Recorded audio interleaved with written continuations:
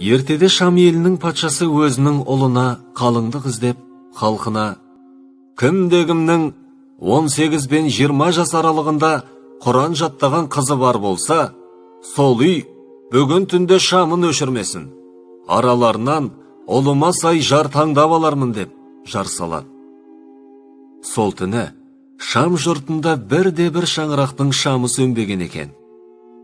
Осыны көріп таңғалған патша, енді кімде-кімнің 18 бен 20 жас аралығында Құран жаттап, және оның тәпсірін меңгерген қызы бар болса, сол үйдің бүгін түнде шамы жанып тұрсын деп, екінші мәрте жария етеді.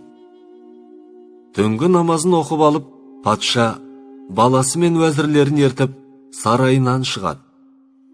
Жан жағына қараса, күллі шаһар самаладай жарқырап тұр екен.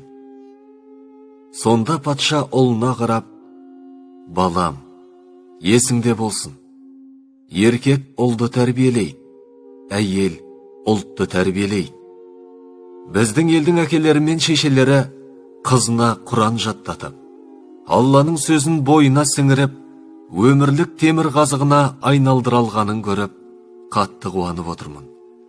Пайғамбарымыз саллаллаху алейхи уассалам, Алла тағала бұл Құран арқылы қауымдарды жоғарылатады деген.